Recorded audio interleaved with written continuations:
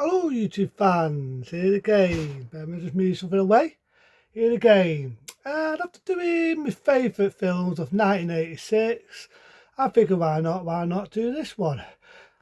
My favourite films of 1984. 2 years after, why not? So 1984, we could go in 1984. I'll do it by 10 and go start again with 86 the week after, why not? So 1984, without doubt, I reviewed it already, so I'm not going to do a lot about it. Number 10, that be Revenge of the Nerds. I already reviewed it, you've seen me review already. A comedy you would never get away with nowadays, and that's what I like about Revenge of the Nerds. I like the fact that it's the nerds getting the revenge on the pretty people. If you want to see the rest of my review, just go and review of Revenge of the Nerds. Number 9, another damn good comedy. That being you know what I'm doing? I'm down to the theme tune of the original Piece of Tarame. I love Piece of Tarame. I think Piece of Tarame is funny. I think it's hilarious. I like every character in it. I love Tim Tell. This was Tim Tell when she was pretty, very pretty. I like the storyline. Everyone's done misdemeanors, and instead they always the two, as I say, that's the word right, the two in the piece are telling me. Daddy did loads and loads and loads, but the original piece of telling me I actually do like. So without ado, the original piece of telling me. Number 8. The original, one of my favourites, one of my underestimated action martial arts stars, that being the original Missing in Action. If you're going to Missing in Action like a Rambo sort of film, then you're not getting it, because the first Rambo, the first Missing in Action I meant to say, yeah, there are bits where you see him getting fast backs when he was in Vietnam. And it was that era when they did a lot of that, people from Vietnam gone missing, and it's a one-man soldier going to rescue them, very predictable. But I don't like the original Missing in Action. I like the story in it, I like the action in it. I think Chuck Norris is pretty damn good in it. So yeah, without ado, I should say, the original Missing in Action. Now let's get to the next one. Number 7. Why not? Why not? This is God. That's right, the original, the classic, A Nightmare on Elm Street. I think Robert England is brilliant. If you want to see right how they do it right and how they do it shit, look at the shitty remake with a shitty director. Can't direct his way out of a paper bag. An actor just copies every line and dies to be stared at. Jump stairs, you see a mile away. You want to see it done right? Lots of West Haven did it. Not too much of a tarot lot, but you don't need it. Could be any street. I think Robert England is the best out of all to be Freddy. I do know, if you look at the history there, it was going to be David Warner, may he rest. David Warner, for people who may not know, damn good actor. Originally was going to play Freddy Krueger. There were probably other actors and all, but for some reason, I can't remember now whether he was tasked to do another film or whatever, but he never got the role. But instead, it went to Robert England. I think Robert England nailed it. It's a damn good horror. I love the bit where the character Nancy, played by Leah Effertamp, if I pronounce her name right, gets that phone and the tongue sticks out. Can't do it. Can't. I'm your boyfriend now, Nancy. Love it. Very early role by Johnny Depp. This is Johnny Depp, what I do like, the typical young lad. I like that. I love the bit where he'll show a love letter to the Evil Dead, one of my favourite horror films, where Nancy's watching the Evil Dead on TV. I just think it's a damn good film. I think Wes Craven nailed it. His very first early sort of fantasy horror film.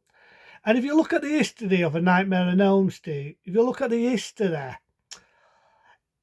think of Last House on the Left, the character Q. And it was inspired by a real event of people who were dying in the dreams, as scary as that sounds. And it inspired Wes Craven to do this film. So yeah, the original, the classic, A Nightmare on Elm Street. Ooh, this is God. Love it.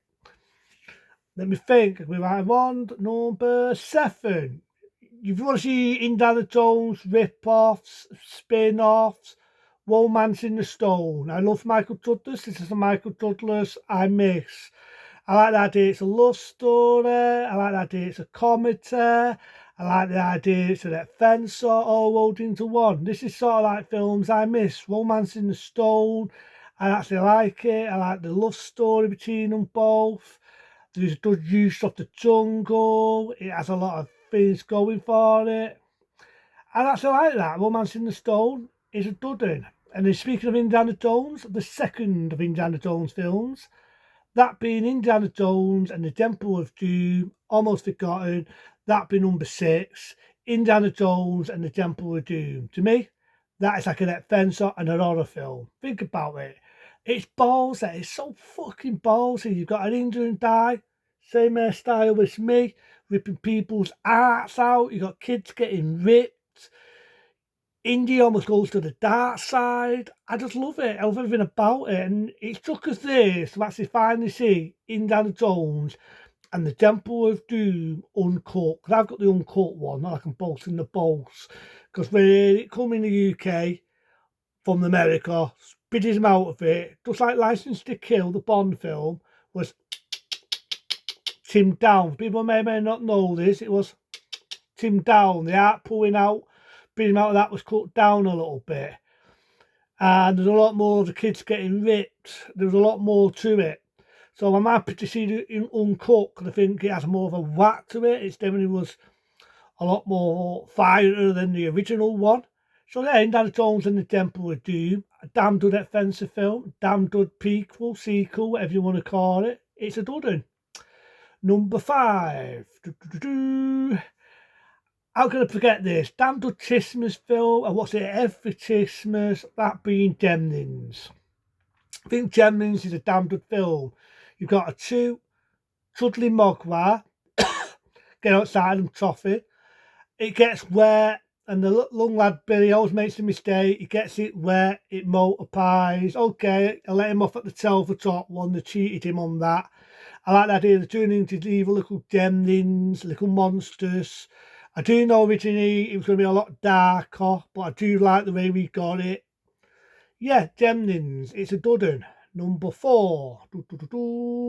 Let me think of my favourite, Neverending Story. I love Neverending Story. To me, Neverending Story is one of them films I can turn my brain off, I can turn into a kid again, and I enjoy that. I enjoy the fact I'm turning into a kid watching a good fantasy film with practical effects and puppets. How I miss that era. How I miss that golden era. And that be 1984. I love the song by Tatsu Do Never Ending Story. I won't do the rest, I'll kill it. But I do love that. I like Never Ending Story. Damn good adventure film. I love it. Number 3. Let's think of the next ones I love from 1984. Why not? Why not? Company of Wolves. Damn good sort of horror. It's not like Little Red Riding Hood if you do it the 18 rating. Say it again. Little Red Riding Hood if you do it the 18 rating. That does have David Warner in it. Damn good actors in it. Damn good practical effects. Yeah, I didn't really like the ending. I thought the ending was a bit shitty with all the wolves. You can see it's on set. There's a bit where the fucking set's wobbling where the wolves are running up. I did that on purpose, but that's what you do see. But the rest of it I did actually like. I think it had a good story to it. Like I say, I repeat myself, I think it had some good practical effects. That being Company of Wolves. Love it. Number 2, why not? Speaking of teams like Nightmare on Elm Street, I do remember Nightmare on Elm Street almost got in trouble doing this film. Team State. You never seen Team State? You want to see a film with good imagination, good practical special effects, good everything, good imagination, I don't need to repeat myself, with a damn good actor, go to every trade, watch Team State. Team State shows you a lot of imagination, how a man can jump into teams, go into nightmares. It's this way of going into people's teams. I love that. I think it was damn good imagination. A damn good offensive the way they did it. everything about that film I love. Number one, Starman. Like Death Princess. I've always liked Death Princess. I like Lisa Ryan. From, you remember Indiana Jones, the original being Raiders of the Lost Ark. They come in and Lisa Ryan. You might remember there's Asian in Marion Zoe in Raiders. Well, she's in this. Starman, again, good practical effects, has a good art on its sleeve. And I do know, without talking, John Carpenter was getting a lot of stick from days when he was doing Halloween, The Fog. People said he was just an influence of violence. And I think John Carpenter got so pissed with all this, you're just an influence of violence, that he decided to do this film. And it was a good call. I'll say it again. It was a good call because I like the idea. I like the imagination. I think Jeff Bridges, how he did not win an award for that, pisses me off because he should have got an award for it. I think that he did, and he should do. Starman, I like it. It's a love story. I like the effects. I like everything going for it. It's got a lot going for it. That's Starman. That's number one. If there's some I've missed, I will be keep going on about my favourite films from 1984. There was 86, 85, blah, blah, blah, blah, and so on. But until then, be smart, be safe. See you later.